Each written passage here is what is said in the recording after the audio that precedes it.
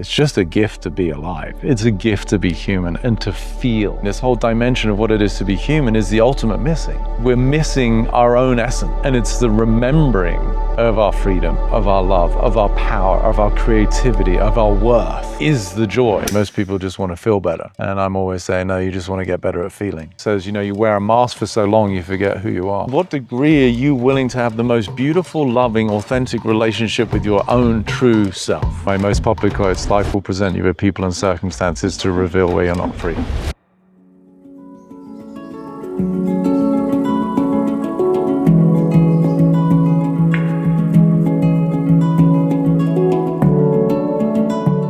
With intelligent change, it's an opportunity to have conversations about helping people create an intelligent change in their lives. And so I'm really grateful to have you here.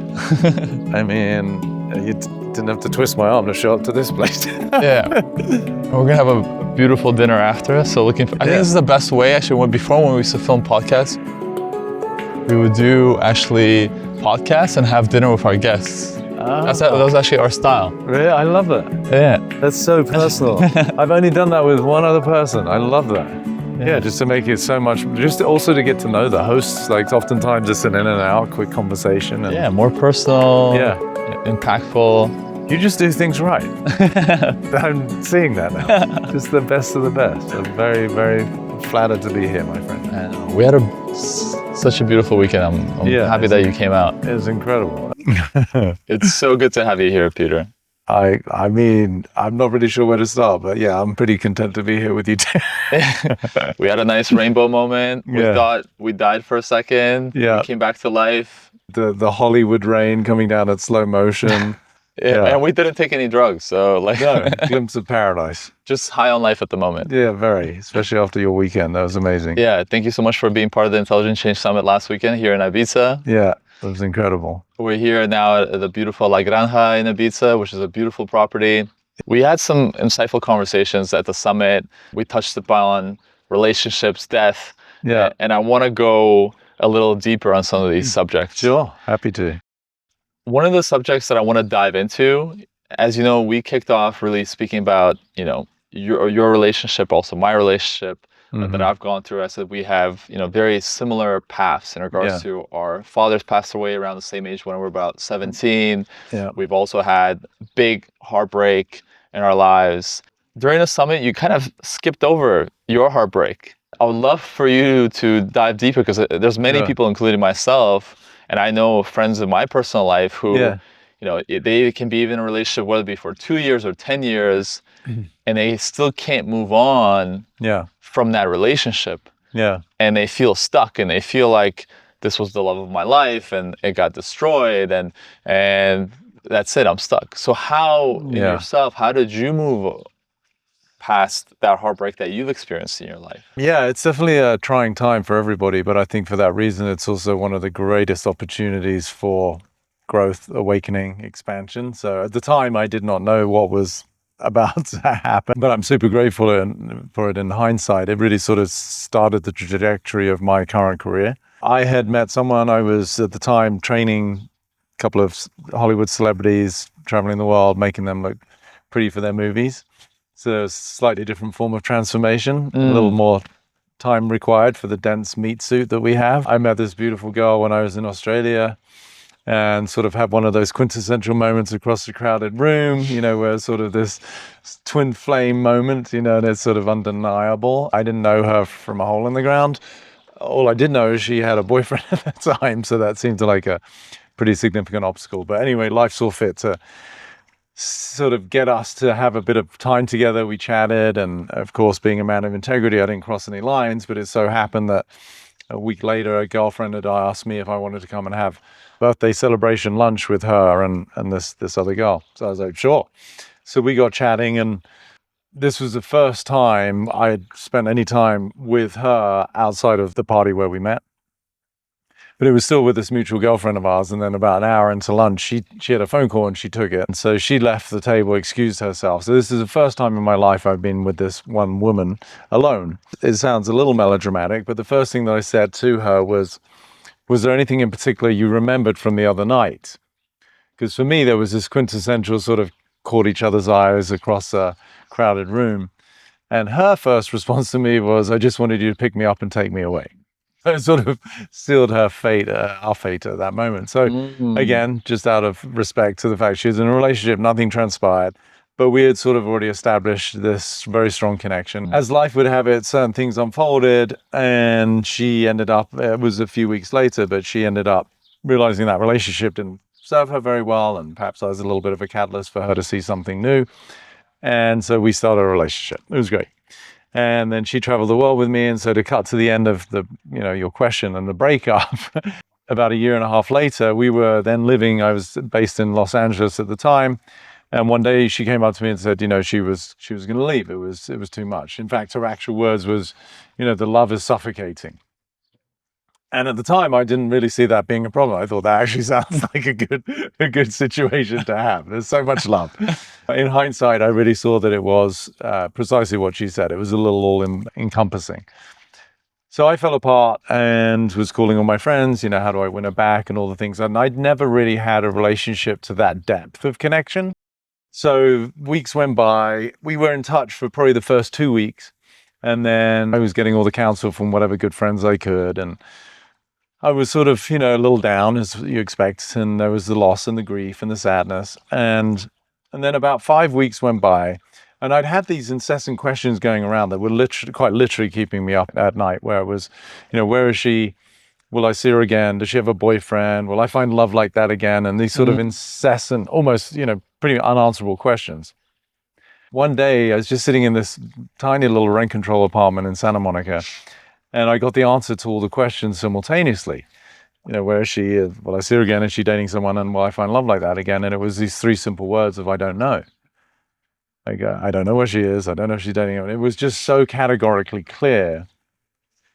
And at that moment, it really was a catalyst for me to understand the fabric of the matrix of life and how the brain works, which is I realized that we've never known what's going to happen. The nature of life is uncertainty. And yet, by virtue of being humans, because the primordial imperative of every mammal is to survive and to make it, we're always trying to work out what's going to happen because we want to feel safe. For me, it was like this double whammy of realizing the nature of life is, as I said, uncertainty. And by virtue of being human, we're always trying to find certainty. But at that time in my life, I just knew the truth, which is I don't know. And I was in harmony with the fabric of uncertainty. There was no more trying to figure it out.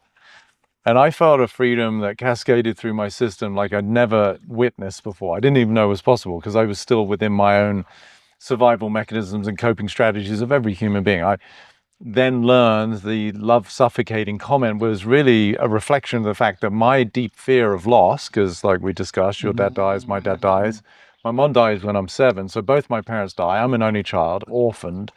And so one of my truly traumatic experience was around the human interpretation of loss, right? I didn't lose my parents. I found out later they died, and that's important semantics. But I found then somebody who I thought was love at the ripe age of 27, 28. I didn't want to lose her. So the compensation was be the perfect boyfriend. So that's why the actual love, albeit I consider myself one of the most loving people, it was sort of that undercurrent of fear and concern, which then is sufficient to make a otherwise authentic emotion or feeling inauthentic, because it was sort of manipulative. I wasn't manipulative in the relationship, but the energy is, right?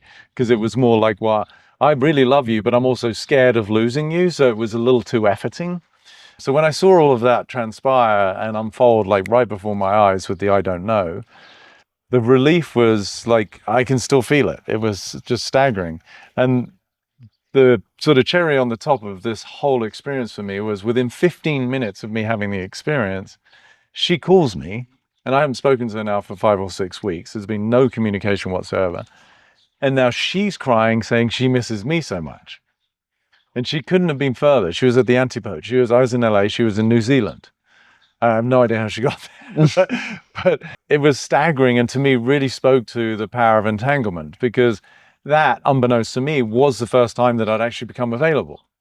Because I was too busy, like most people, with relationships, it's funny. We think we're in a relationship with somebody, but I would have said we're actually in a relationship with our view of somebody. So we're still in a relationship with ourselves. And so at that moment, I had not consciously, but I had sort of relinquished and reconciled my own identity and ego and was completely free, which energetically actually made me available. So she wasn't aware of what I was going through, but the actual quantum connection allowed her to probably feel drawn to call me because I was no longer trying to hold on to her. That makes sense? Very basic, really.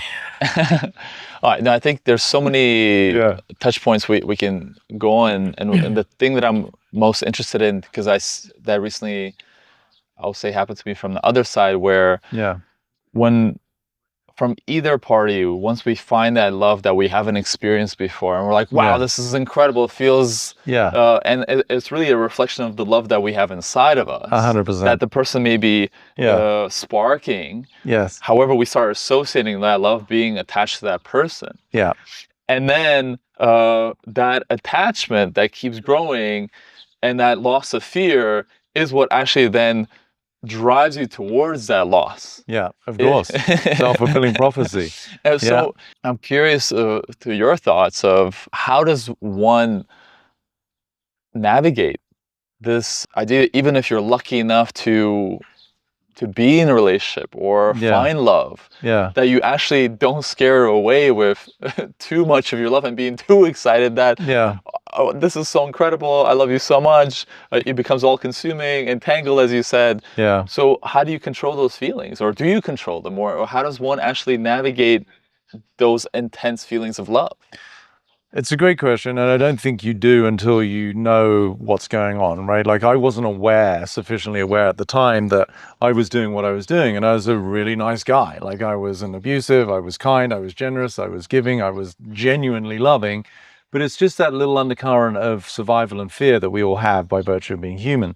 So until you see your own patterns and your own mechanisms and coping strategies, I use the quote, you can't be held accountable for that which you're oblivious to, right? Which just then breeds compassion. Like, everyone's doing the best they can within the limits of their own awareness. And so for me, I think when you start to go down the rabbit hole of what it is, one, to be yourself and human, then secondly, to understand the actual qualities and the nature of love, love itself isn't sticky. It doesn't have attachment. Like true love is synonymous with freedom to me. When they say you love someone, set them free, right? Like, so otherwise it becomes dependency, it becomes codependency. I think it's the greatest inspiration for spiritual awakening is love. I think that's why relationships, even in my work, even though I'm working with the greatest performers around the world, we're not particularly focused on their craft sometimes, of course, but usually it's all their relationships, family, friends, lovers, children, because relationships, the actual energy of relativity is how we get to know ourselves. And so it takes discernment, it takes practice, it usually takes a couple of broken hearts to get to the point of realizing, oh, the love isn't over there with them. As you said, they could well be the catalyst, the inspiration, or the stimulus that awakens the essence of love that I am. And so one of my more popular clips on my Instagram, it's now 7+ million views, which is pretty cool. And it obviously speaks to how poignant this conversation is, or how sought after this information is. I was explaining that with this woman I was coaching in a live event, she had collapsed her love equally with an old relationship, and she just wanted to have that back. And I said, but as long as you've personified it, you've put the love over there with him, you're never going to find it. Versus he was the raison d'etre for you to experience the love that you have to give. And it's really, of course, it's both, but it's understanding that we fall in love almost with the version of us we get to be through and with the other person. So they are the stimulus for us to become the best version of ourselves. It's like, with Jack Nicholson in I forgot, As Good as It Gets, I think, that movie. And he says, you make me want to be a better man. Such a beautiful line, right? Especially for a man, I think, to be so inspired by the feminine to want to step up. And I think likewise, and so it's like in the presence of somebody that we feel so drawn to, so connected to, we feel so invigorated to access a level of ourselves that perhaps we haven't before. And that to me is an expression of love. But yes, if it gets collapsed with the other person, then you're sort of setting yourself up for failure. Because then it's like if they leave, it feels like, well, I lost love. No, you actually found love through that person and it's still with you. And as we discussed at the summit, hopefully you got something from what I was sharing. People were blown away by that response. They didn't anticipate that. But it's like the love that you have with your partner, with Mimi, was expanded by virtue of you could let go of the part of you that was attached. Because that's actually a deeper expression of love, is to truly relinquish, to truly let go.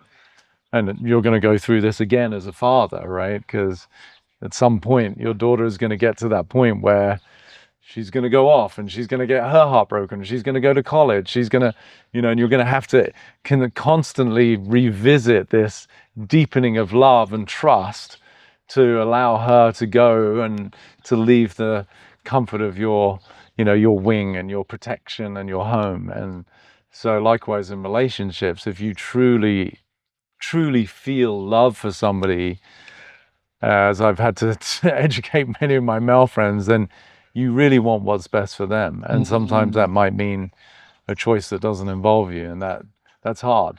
But then you get to deepen your own self-love, to hold space for yourself too. Beautiful. The reason I started with love, as you said, it's something that a lot of us chase in life. Yeah. And want to be able to experience and have. And sometimes once we experience, we're like, wow, we may never get that feeling again. Yeah. So, and at the same time, if we do have the opportunity to be able to experience that love again, what did you then learn in your past relationships that you now carry with you in order to be able to spark that love within you? However, at the same time, be able to have those deeper conversations about when you see maybe potentially the other person getting those feelings that you have learned from about like that deep attachment and like, well, let's keep this a certain way. So it's this kind of dynamic. Now you have had this experience, you're wiser, but maybe the partner that's falling in love with you may have not gone through that experience and then they're jumping in. So how do you navigate these dynamics? Well, as we've ascertained, I lost my dad died, my mum died. And so I was an orphan, only child, and I wasn't left anything. I wasn't a particularly wealthy family, but my dad had met someone. They didn't get married, but she's considered a common law wife in the UK. And so whatever my father had, which was, reasonable, not much, it went to her. And so what comes to mind as you speak is I often jokingly say, even though I wasn't left a penny, I'm a trust fund baby. Because I trust in the universe. What I recognize is that's an even broader form of love, right? So it's not the personified love, the subjective love, it's not the romantic love, it might not be the familial love or the friendship love, but it's a universal love. And so it's a deeper understanding that even in ways that we can't comprehend from the individual perspective, that if this relationship has run its course, or it's a month, a year, a decade, or whatever it is, and even though it feels like subjectively, I don't want this to end, which is the suffering and the resistance to life. That's where we create our own sort of the fear that breaks its own heart, is the expression I say, like the self-fulfilling prophecy. If we become attached to somebody, then life will eventually pull them away just so that we can learn to detach. And so for me, it really speaks to universal love, which is there's a greater intelligence beyond my own comprehension that is allowing me to learn surrender and to recognize that even if I subjectively want this, and it doesn't have to be even a romantic relationship, it could be a career, it could be some wealth, it could be health, it could be a home, that are seemingly taken away from us, then the way that I at least interpret that, it is life is asking us to have an even more expanded understanding of trust. That in ways that I don't fully comprehend, life is setting me up for something even greater. And that's not always easy. But so for me, in the love domain, that's what I've experienced, is I've gone from one relationship to the next. As beautiful as they've been, they have each served the purpose of what was necessary for both of us, regardless of our sort of hierarchy or understanding of love, that was appropriate for whatever it is that we needed to learn, such that then we could move on to the next level, sort of like this emotional video game, get to the next level. I love this concept of a trust fund baby. Yeah, exactly. As something that I'll now be able to use. And it speaks to me as well, as you said, the loss of my father, Yeah. and going through that experience, Yeah. which of course is very painful, losing somebody who, gave life to you in a certain way. Yeah. And of course, it may have not even been the perfect relationship. However, when life, in a way, it feels like something's being taken away, there's a big feeling of that loss and grief and something being taken away. Yeah. And when um, my separation from my wife happened, Yeah. of course, you go through those same type of feelings. Yeah. However, connecting to that loss of my father, Mm-hmm. that was actually my first birth of my relationship with gratitude. Okay. And a lot of times people are like, how could you be grateful for your Yeah. father dying? Yeah. Like, how do you even say that? Mm-hmm. But what his death meant for me was really the gift of seeing the fragility of life. Yeah. And in that situation, you're faced with, okay, do I become a victim and suffer because I lost something? Yeah. Or do I choose to see the gift of life Yeah. that I have now in front of me, that I'm living, Yeah. and also seeing the gift that having had a father for the time that I had him, because many people don't even have fathers, period. Yeah. And I had the experience of having a father, being raised by a father, had him in my life, even though, like I said, it wasn't perfect, but it was for this period of time that has Yeah. taught me something. Yeah. And same thing, being able to then take this experience and lesson onto my marriage. Yeah. We were together for 16 years, married for 13 years. We created a beautiful child together, beautiful businesses, have, Yeah. had so many incredible, wonderful experiences, Yeah. no regrets. Yeah. And in fact, as you said, be able to transform that love Yeah. and have that trust in the universe, Yeah. and that ability that if I keep approaching it with it's a gift, Yeah. and that we can still grow from this, and I can grow from this, and potentially something, if I keep trusting life and going deeper, Yeah. there being that trust fund baby, Yeah. the universe will have even a bigger gift for me. Yeah. However, with the caveat of having that faith, trust, Yeah. belief Yeah. in the greater, Yeah. and being held and supported. Yeah. So how does one really work on it? Because I think a lot of people will navigate towards suffering, Yeah. this loss, Yeah. why am I being tested? Why am I being challenged? Yeah. And ultimately, how does one cultivate this trust relationship with life itself? Yeah, it's a great question, and there's no easy 3 steps, unfortunately. I thought you were going to give it to us. I'm not much of a step guy. I'm like, just fuck around and find out guy. That's a, A little bit of evidence and a little bit of wisdom over the years. That's sort of something that happens as we navigate some of the challenges of life. But it really is. It's so beautiful that you can articulate it that way, and to recognize that even though obviously you've had this beautiful relationship with all the things you've created, from another human being to all the businesses and the millions of lives that you've impacted, which is incredible. It's almost like life is asking us to recognize our own limited imagination, our own shortcomings, right? It's like, okay, you think that's good, just let me show you something else, right? And it doesn't always have to be preceded by this self-imposed faith and trust. Like sometimes life will just surprise you, like even in the darkest of hours, we're bitter, we're feeling like victims, life is not fair, apathetic, with lethargy and woe is me.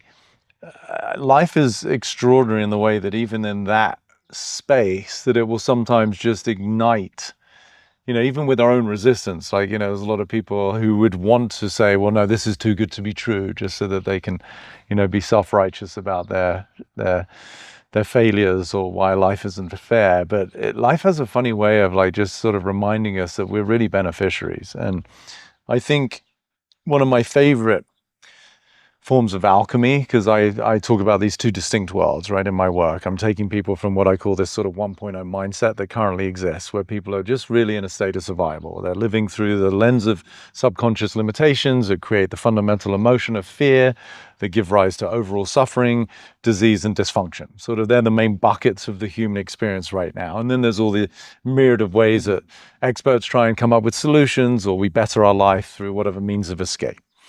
My work is really revealing what's beneath that, what's on the other side of these constraints. And that reveals freedom from constraint. And then instead of fear, we have an experience of love. And then instead of suffering, we have this sense of joy and possibility. And then instead of disease, we have vitality. Instead of dysfunction, we start to have affinity and intimacy. And so it's an entirely different world. And in that alchemy from one state to the other, ego to soul-based living is the way that I teach people in my work. One of my favorite shifts is from grief to gratitude. Because as I talk, even on the basic story of loss, I was talking to a friend recently who equally had gone through a loss in their mind. And I said, what's the opposite of loss? And they said, well, found. I'm like, well, in the world of duality, they both have to exist. So what did you find through the relationship? And they just burst into tears. And it was so beautiful because they recognized actually the sorrow was really a reflection of what they'd found, because it was so beautiful. So grief is really another form of love. And so when you understand the world of duality, that they have to coexist, you've articulated it in your way, or you've experienced it like, wow, I'm grateful for my father because, 17 years, I've said the same thing. We've probably reiterated it in different ways. I've got friends of mine who've had their father for 70, and he's never once said to them, I love you. And my dad told me every day. So did I, quote unquote, have it bad because I had a father for 17 years? Or did I arguably have one of the greatest fathers that I could ever have had? And so it's a clear answer for me. So that grief that is very human, and we can have compassion for it, it's to be expected.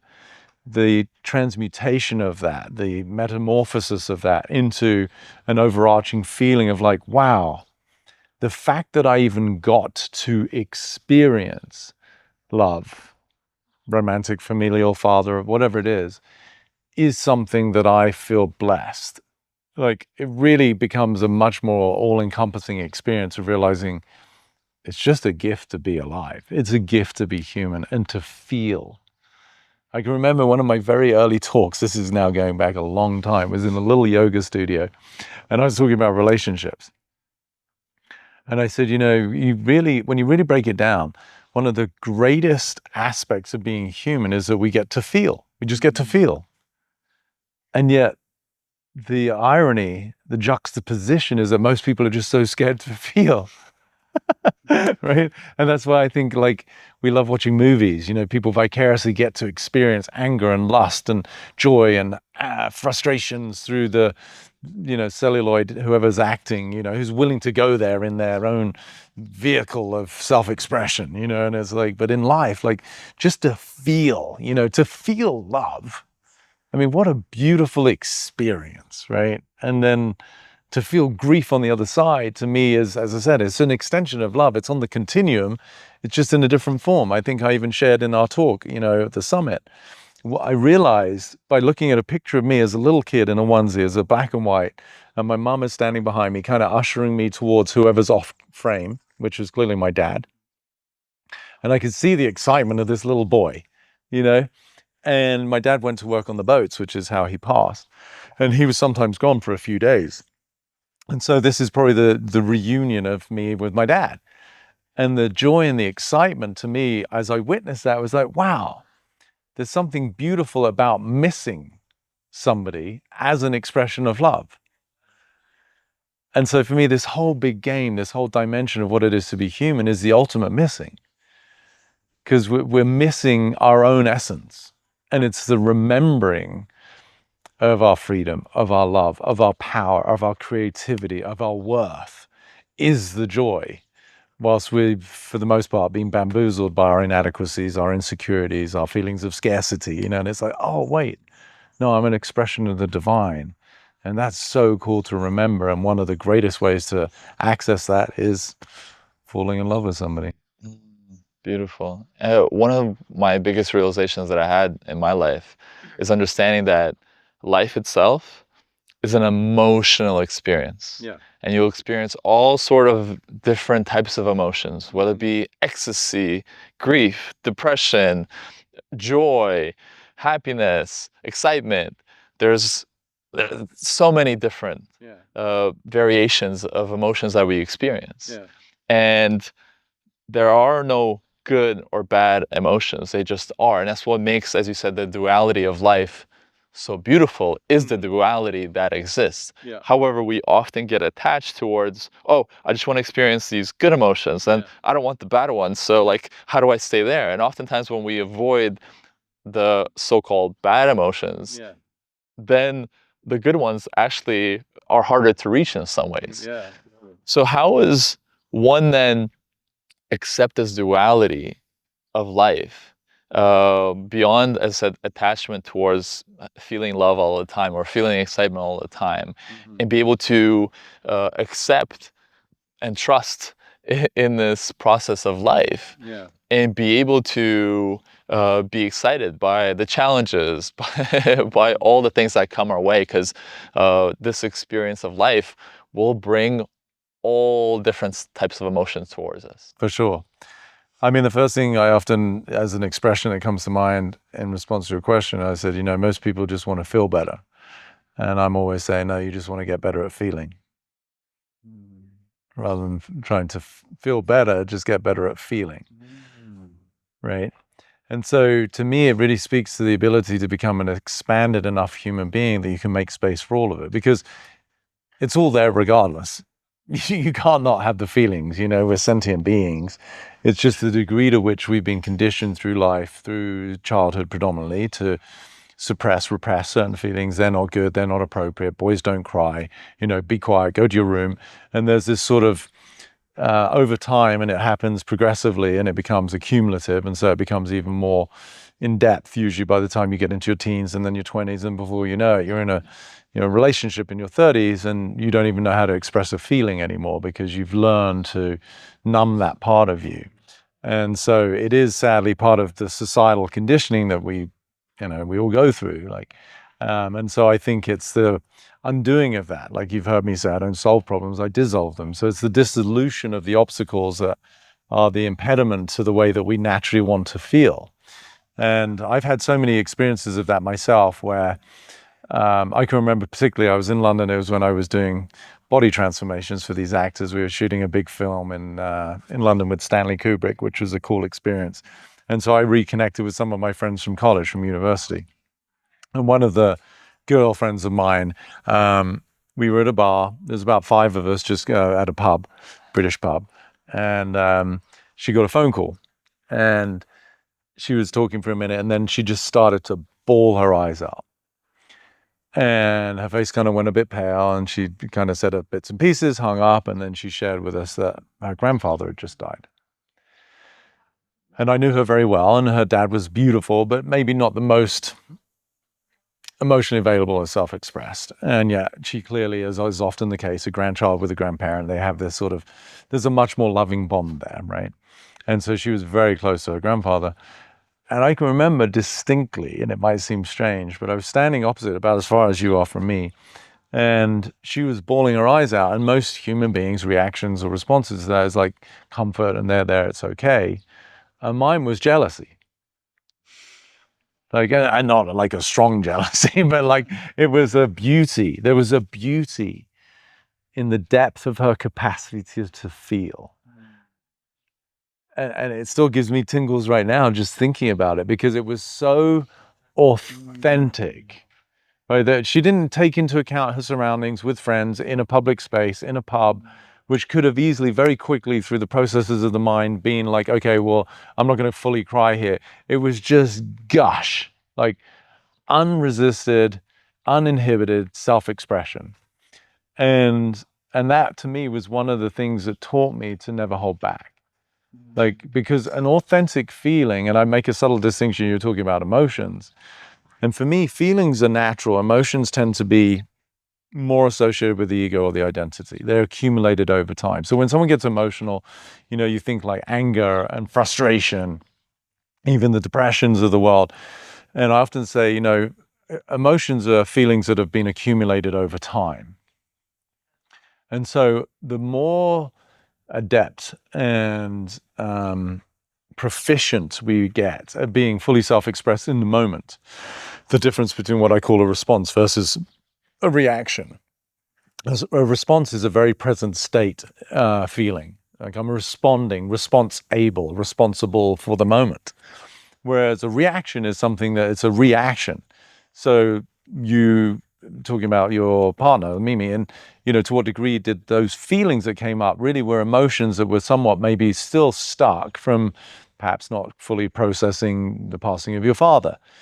So this, for me, is the beauty of relationships, is because when people get triggered, as is often the case, or certainly a term that people use, it's really, these are emotions that have never seen the light of day, because they were feelings that whatever the circumstance was at the time, you didn't feel safe enough to express, you didn't know how to express, you thought that it was, in an inappropriate environment to express. And so the old adage of the body keeps score, I think is an actual book now, right? They still sit there until such time that there's a bigger catalyst that creates an emotion, which is really sort of the accumulation of, sort of instead of having one feeling, now you've got 25 feelings that have been sitting there collecting until such time that the bucket spills over.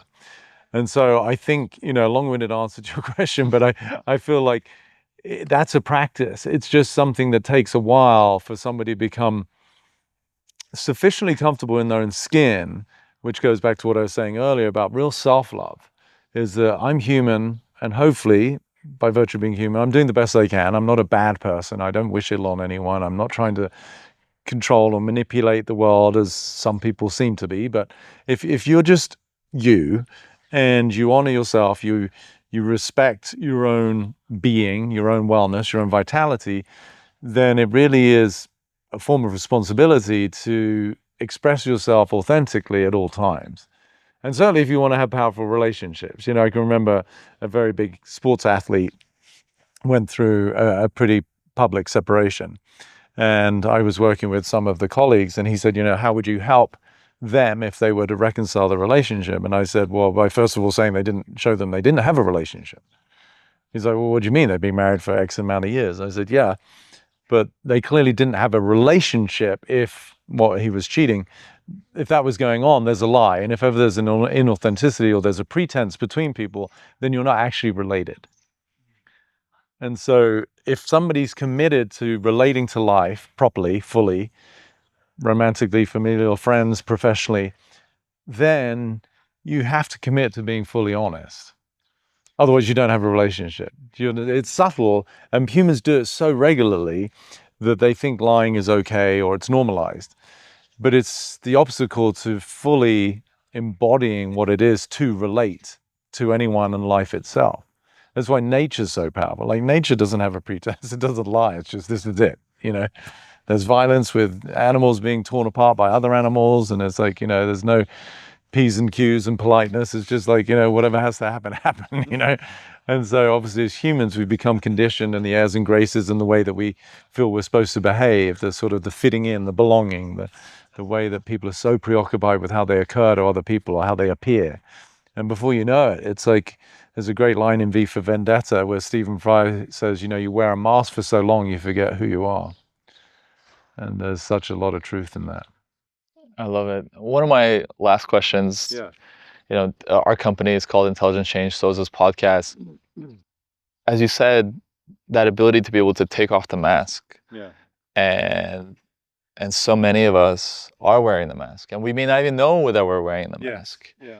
However, let's say someone's watching or listening to this right now, and they have an inkling of, oh, like this speaks to me, or I may want to start this transformation journey or this intelligent change journey towards showing up of that person that I've hid behind the mask or I've buried because the way I was raised or the environment, whatever it may be, that have, in a way took them down this path towards putting on this mask to help them either get that love or acceptance that they think they're getting by showing up in this different way. So what would be your recommendation towards somebody listening or watching right now to really begin this journey of getting real and authentic with themselves and creating a transformation to live life fully aligned with their own self? Because I think we all feel our best when when we don't have to wear a mask, when we're able to just show up as ourselves and be like, hey, I'm just figuring it out,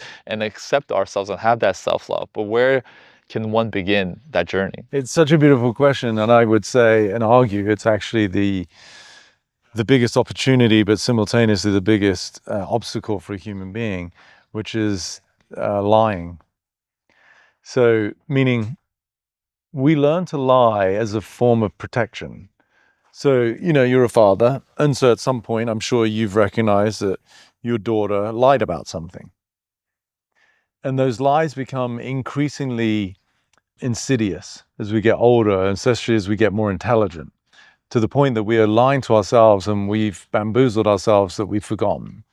And so the opportunity to live a powerful, beautiful, full life is find out where you're lying. Because lies are always commensurate with fear. And the antithesis of fear is love and freedom. So to live the most extraordinary life is to live in the absence of fear, or at least to embrace fear and be authentic about it. You could get up on stage and say, I'm really nervous right now, right? So fear can be present, but at least you're being fully transparent about it. So there's no lie, versus we've seen people get up on stage and they obviously want to do a good job, but you can tell they're nervous or they're hiding something. So therein lies the rub, right? Because anybody who is, by virtue of listening to this and your invitation for them to like step into a more fully self-expressed, beautiful, passionate life, is to see where you're lying. But if you're lying, then it shows where you're scared. And where you're scared is the last place you want to go. But therein lies the opportunity. What is Joseph Campbell's quote? Like, the treasure you seek lies within the cave that you dare not enter, or something like that. And so it's really that simple. You want to live a powerful life. Where are you lying? In your workplace, pretending that you enjoy it, going through the motions, the post-it notepads that you're stealing from the office, but you justify because who cares? It's a $100 million company. The person at the cash register gave you, $1 too much change, but you didn't say anything, which was really speaking to the scarcity that someone's living in. Like, again, we can have compassion, but it's a lie. And so really the access to living the most extraordinary life based in love and freedom is to be honest about where you're not being honest, which is easier said than done, but it's so beautiful when you can. I mean, right now, as hard as it is to say, I guarantee you there are listeners right now who are cheating in their relationship. And even as I say those words, they're like, oh shit, I've been found out, right? There's this shudder of guilt and shame that might go through somebody's body. And I can have compassion. It's not something I've ever done, but I've helped people. But the opportunity is for them to see that they don't have a relationship with either person, and therefore they don't have a relationship with themselves. And the opportunity is to come clean. It's one of my favorite quotes. I say, what interests me is the truth, however uncomfortable it makes you feel, because lying's boring. Everybody does that. So, but not easy. But if you want to live a powerful life, and for those who don't see beyond what they might consider the moralistic component of my answer, it speaks to every arena of life. Because if you're not fully related in your relationships themselves, then you're not fully related to life, and therefore you can't access things like vitality with your body, financial abundance in your, careers, because you're disconnected. You've got this facade. And so even if people don't feel like the pull or the inspiration to actually come clean with a partner or a co-worker or a family member who they did wrong many years ago, then look at it for the opportunity to become a much more powerful human being in the way that you can start to manifest and create the life you want. Because that's the only way to live an extraordinary life, is to come clean and to be honest and fully truthful in every arena of your life. Peter, thank you so much. We can talk for hours, and this is going to be a fairly, I would say, still short conversation because we can go so much deeper. I'd love to have a part two where we can go a lot deeper into a lot of these subjects, as I enjoy, the conversations that we have. Our stomachs are a bit, empty at the moment. We're going to have a beautiful dinner together, which I'm really excited about. To finish off, I really just want to communicate my gratitude towards you poking into areas where you're lying, constantly seeking truth. And by challenging yourself, you're also opening up the opportunity for us, for myself, right, to question, where am I lying? And there may be areas in your life that you're still lying to yourself, right? But we can be the reflection to each other to be able to help really spark on that next journey of growth. And life is always constantly showing us where we may be lying to ourselves or not be feeling living in our truth. And so I just want to kind of communicate my gratitude because there's something you sparked for me to think about. And I'm sure the people who will listen and watch this have done as well. And I'm looking forward to continuing this conversation in the future. However, to finalize, is there anything else that we may have maybe left off, or is there anything that you may want to potentially even ask me, or vice versa, or the people listening before we sign off on this podcast? No, I just want to reflect my gratitude. Like you and I have obviously known each other for a while, and you very kindly invited me to your very first summit, and I was unable to attend.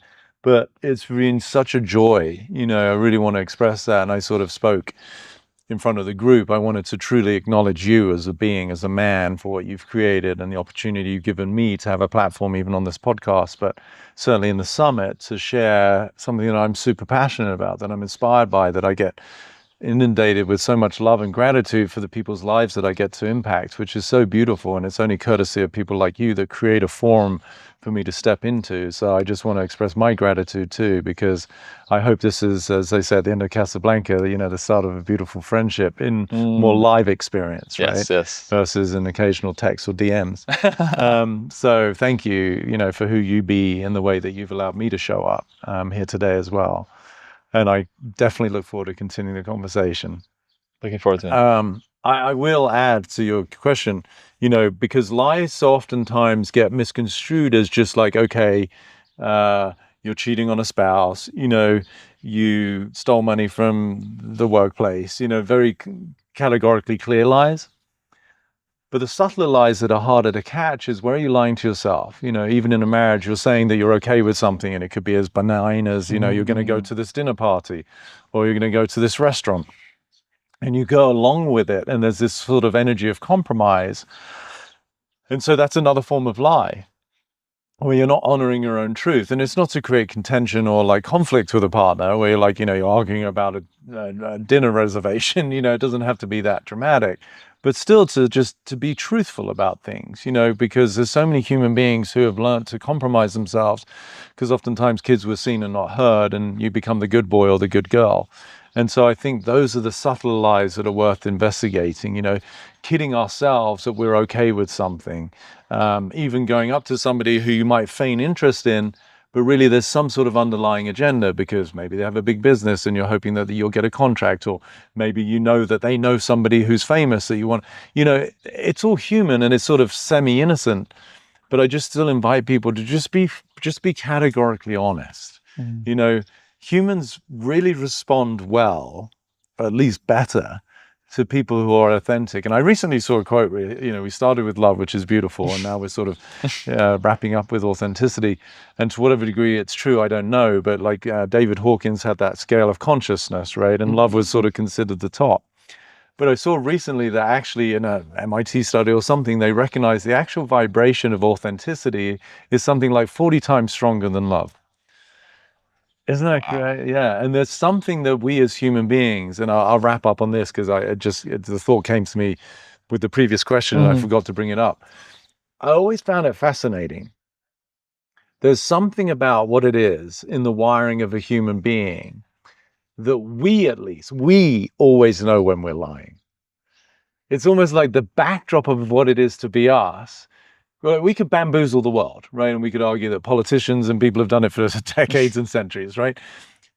But we know when we're lying. And it's sort of almost like this default beautiful system where it's a catch-all for, okay, other people might fall for it. And sadly, you know, there's infidelity in marriages that go on right now in the millions around the world, right? But we know. So ultimately, it comes down to what degree are you willing to have the most beautiful, loving, authentic relationship with your own true self? And if you can honor that, as I've often said, true freedom is when you've got nothing to hide and nothing to prove. And if you're hiding or lying, then you definitely have something to hide and usually something to prove, and therefore you can't be free. And again, one of my most popular quotes, life will present you with people and circumstances to reveal where you're not free. So no matter how much you lie, eventually the truth will out. Wow. Peter, thank you so much. Thank you, my friend. Let us all be on that path of, authenticity, which I think is definitely one of the most liberating things that we can feel. Yeah, it's true freedom. Perfect. Thank Thank you, you. my friend. Ah. Much love.